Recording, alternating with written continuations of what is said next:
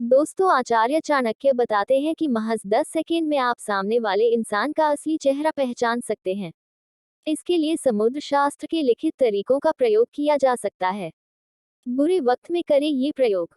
आचार्य चाणक्य कहते हैं कि जैसे शुद्ध सोने की पहचान के लिए उसे घिसा, रगड़ा, तोड़ा और गर्म तक किया जाता है, वैसे ही दोस्त की पहचान बुरे वक्त में होती है।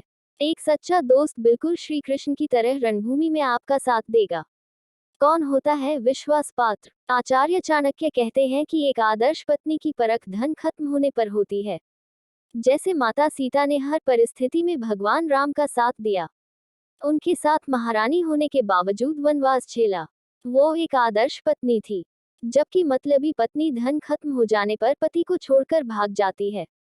सांप के चरित्र वाले लोग। चाणक्य नीति के अनुसार सांप से भरे घर में हमेशा गुस्से में रहने वाली पत्नी, कपटी दोस्त और दगाबाज नौकर से दूर रहें। ये सब आपके जीवन को बर्बाद कर सकते हैं और आपके जीवन को खत्म तक कर सकते हैं।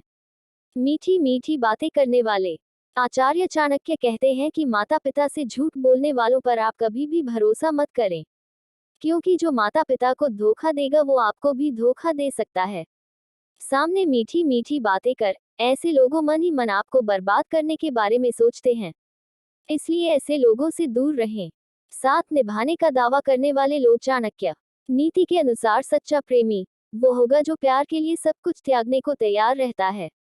जैसे काली मधुमक्खी मोटी से मोटी लकड़ी को भी भेद सकती है, लेकिन जब वो कमल के अंदर होती है तो बिल्कुल शांत रहती है और कमल को नुकसान नहीं पहुंचाती।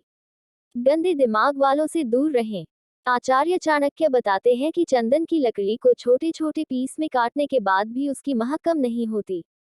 हाथी बूढ़ा भी हो जाए तो भी वो हमेशा हाथी ही रहेगा। गन्ने की मिठास बार बार निचोड़े जाने के बाद भी खत्म नहीं होती। वैसे ही ज्ञानी आदमी के जीवन में कितनी भी कठिनाई जा जाए, वो कभी बुरे इंसान की तरह व्यवहार नहीं करेगा। बिल्कुल वैसे ही शराब के बर्तन को कितना ही धो लो, उसकी बदबू नहीं जाएगी, या फिर कोई को कितना ही नहला लो वो साफ नहीं हो सकता है। वैसे ही गंदे दिमाग वाला आदमी बदला नहीं जा सकता। ऐसे लोग आपकी सोच को भी गंदा कर सकते हैं। चरित्रवान इंसान दूर से दिख जाते हैं, कीचड़ में खिले कमल की तरह ही चरित्रवान इंसान दूर से दिख जाते हैं। उनका रहन सहन, बात करने का तरीका, उनके मूल्य उनसे बात करने पर पता चल जाते हैं। चरित्रवान इंसान गुलाब के फूल में कांटे के समान सुंदर दिखता है। आचार्य चाणक्य कहते हैं कि इंसान के कुल, धर्म और जाति के आधार पर नहीं बल्कि उसके कर्म के आधार पर उसकी पहचान होनी चाहिए। जैसे अगर कोई कौवा पहाड़ पर बैठ जाते तो गिद्ध या बाज की श्रेणी में नहीं गिना जाएगा, वैसे ही ऊंची पदवी हासिल करने से आप चरित्रवान नहीं हो जाते।